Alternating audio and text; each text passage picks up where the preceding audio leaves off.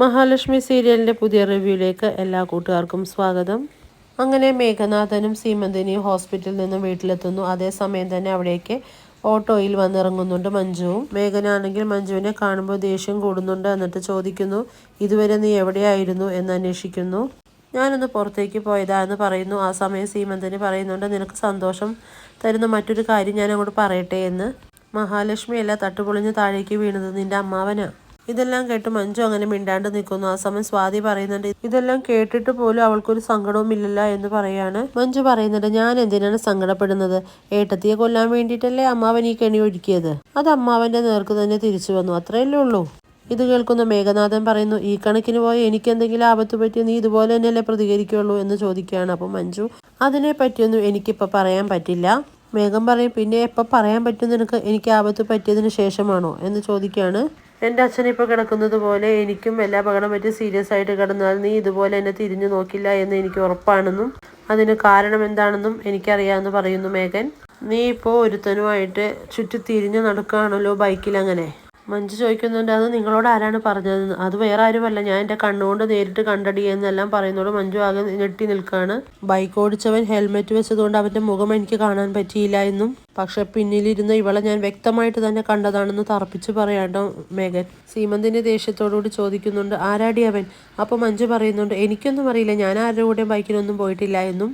സീമന്തിന് ചോദിക്കുന്നു, പിന്നെ നീ എവിടെയാ ഉടുത്തൊരുങ്ങി പോകുന്നത്? അപ്പോൾ മേഘൻ പറയുന്നുണ്ട്, ഞാൻ നിന്റെ വീട്ടിലോട്ട് വിളിച്ചിരുന്നല്ലോ, അപ്പോൾ അപ്പച്ചി പറഞ്ഞല്ലോ നീ അവിടേക്ക് വന്നിട്ടില്ല എന്ന്. അപ്പോൾ മഞ്ജു പറയുന്നുണ്ട്, ഞാൻ നിങ്ങളോടെല്ലാം പറഞ്ഞല്ലേ എനിക്കൊരു വ്രതമാണെന്ന്, അതുകൊണ്ട് അമ്പലത്തിൽ പോയിട്ട് അന്നദാനവും കഴിച്ചിട്ട് ഞാൻ ഈ വരുന്നതെന്നെല്ലാം മഞ്ജു പറയുന്നു. ഇത് കേൾക്കുന്ന മേഘൻ ദേഷ്യത്തോടുകൂടി പറയുന്നു, നീ അന്നദാനം അല്ലടി, നീ അന്നാണ് കഴിച്ചിരിക്കുന്നതെന്നും പറയുന്നു.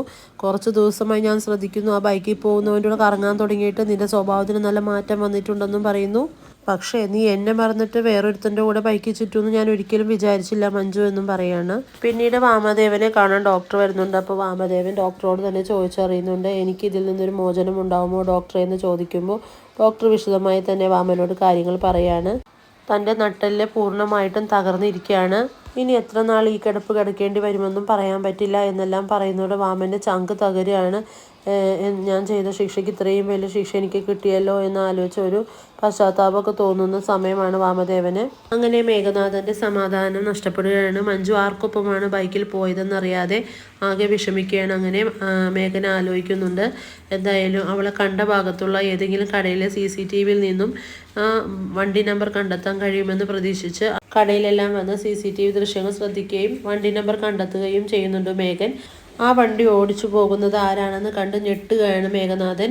വേറെ ആരുമല്ല, മാർക്കോ ആണ് ആ വണ്ടി ഓടിച്ചു പോകുന്നത് കാണുന്നത്. അപ്പോൾ മഞ്ജു സ്നേഹിക്കുന്നത് മാർക്കോനെയാണെന്ന് മേഘനാഥൻ തെറ്റിദ്ധരിക്കുകയും വളരെയേറെ ദേഷ്യപ്പെടുകയും ദേഷ്യം തോന്നുകയൊക്കെ ചെയ്യാണ്. അതേസമയം തന്നെ മാർക്കോ മനസ്സിലാക്കുന്നുണ്ട് തന്നെ ഫോളോ ചെയ്യുന്നത് മേഘനാഥനാണെന്ന്.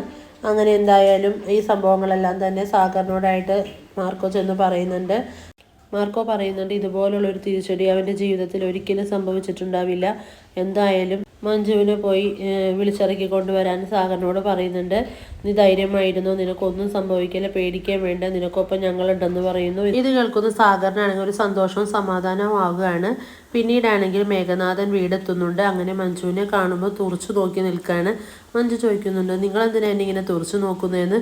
അപ്പോൾ മേഘനാഥൻ മഞ്ജുവിനോട് പറയുന്നുണ്ട്, നീ എന്നാലും എന്നോട് ഇത്രയും വലിയ ചതിയാണല്ലോ ചെയ്തതെന്ന് പറഞ്ഞ് മഞ്ജുവിൻ്റെ നേരെ വന്ന് മഞ്ജുവിനെ കരണം നോക്കി ഒരടി കൊടുക്കുകയാണ്. അങ്ങനെ ഇനി വരാൻ പോകുന്ന എപ്പിസോഡ് വളരെ ത്രില്ലിംഗ് ആയ എപ്പിസോഡുകളാണ്. നമുക്ക് കാത്തിരുന്ന് കാണാം. വീഡിയോസ് എല്ലാം ഇഷ്ടമാവുകയാണെങ്കിൽ ലൈക്ക് ചെയ്യുക, സബ്സ്ക്രൈബ് ചെയ്യുക.